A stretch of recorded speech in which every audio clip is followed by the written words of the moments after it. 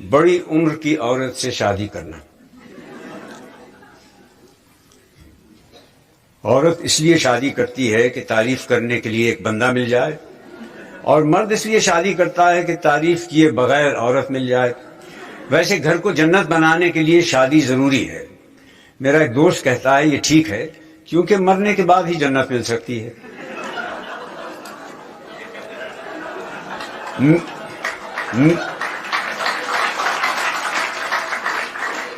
میرے خیال میں تو کمارا احمق ہوتا ہے، لیکن میرا دوست کہتا ہے کہ کمارا احمق ہوتا ہے مگر اسے اپنے احمق ہونے کا پتہ تب چلتا ہے جب وہ شادی کرتا ہے. دیکھا جائے تو شادی کا اس سے بڑا اعزاز اور کیا ہوگا کہ صرف اسی صورت میں انسان خدا بن سکتا ہے.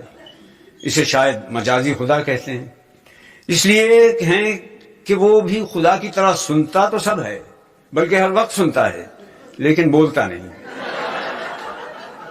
پہلے میرا بھی یہی خیال تھا کہ ہر عورت شادی کرے مگر کوئی مرد شادی نہ کرے، لیکن اب میں کہتا ہوں کہ ہر مرد کو بڑی عمر کی عورت سے شادی کرنا چاہیے.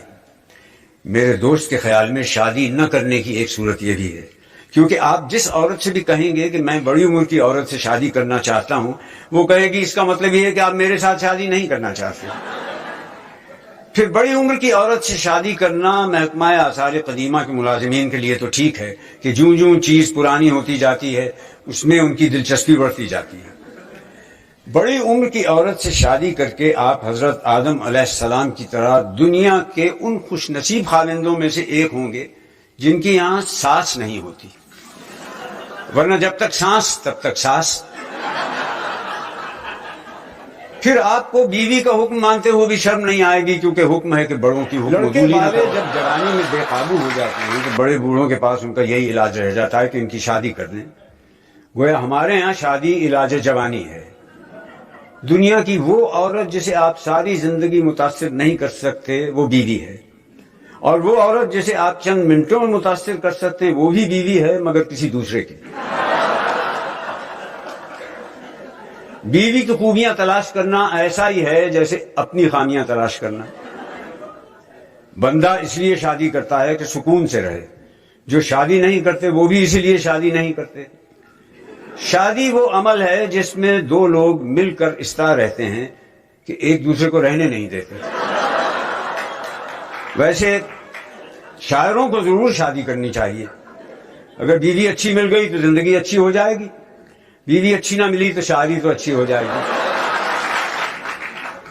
بیوی سے بحث میں ہارنے سے زیادہ بے عزتی والی بات ہے اس میں بحث سے جیتنا. وہ خاوند کو تکلیف اور مصیبت میں نہیں دیکھ سکتی، اسی لیے وہ اس کے رنڈوا ہونے کی دعا نہیں مانگے گی، اپنا بیوہ ہونا قبول کر لے گی.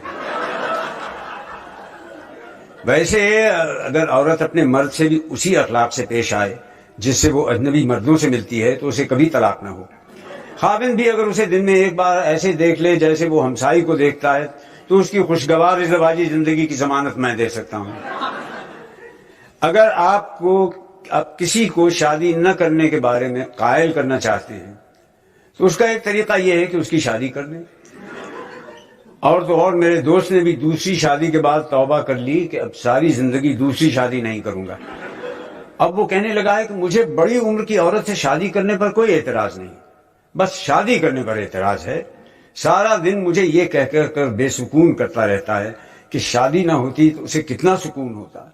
اب میں بھی اس کی باتوں سے قائل ہو گیا ہوں کہ اگر اس کی والد کی شادی نہ ہوتی تو مجھے کتنا سکون ہوتا.